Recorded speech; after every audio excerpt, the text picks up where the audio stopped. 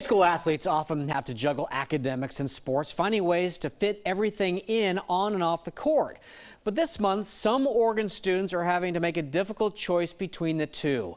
Our Emily Burris joins us live at the University of Portland's tennis complex, talking with one high school student athlete trying to make this difficult decision. Emily. Yeah, these are high school tennis players here at the University of Portland, training really at the highest level they can. And some of these students are in what's called the International Baccalaureate Program. It's a program they've been in all throughout high school, and in a few weeks they'll have a chance to sit down and take tests with students all over the world for potential college credit.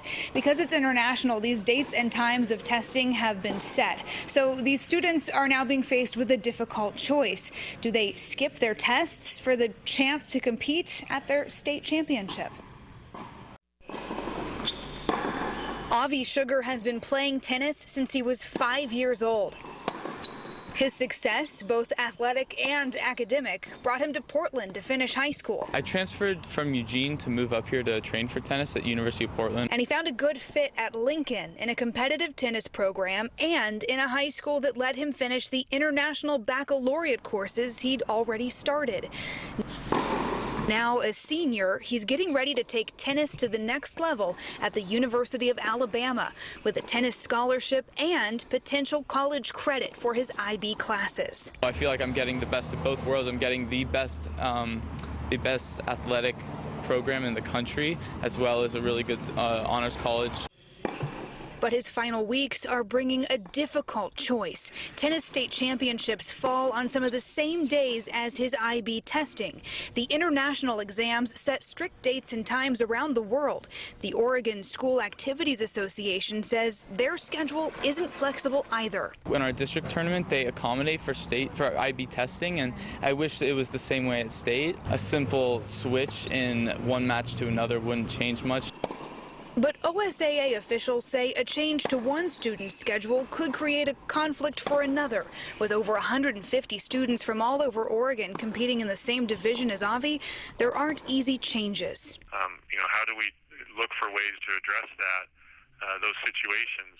As I said before, there's 16 days in May where there's IB tests. If there's no flexibility in changing IB tests, then should we even have state championships in May, and what does that look like? I don't know. We've always had that as part of our schedule. So those are conversations that I'm sure will be ongoing as we look to continue to try and do the best that we can for all the students that are trying to participate in state championships.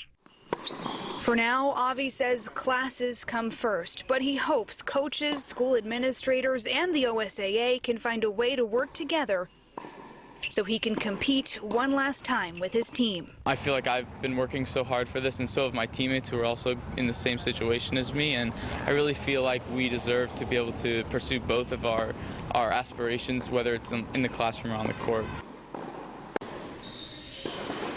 Now, the good news here in Avi's case is whether or not he competes in the state championships, it won't affect his Alabama scholarship. But for some of his classmates who are not going on to play at the collegiate level, this is really the last chance to compete with their team. They're hoping they can find a solution before the state championships start next week. And by the way, guys, this does not affect just tennis players. It also impacts IB students in golf and track and field as well. Yeah, and Lincoln's not the only IB school, so we're talking about more kids than this. Thanks, Emily. Frustrating.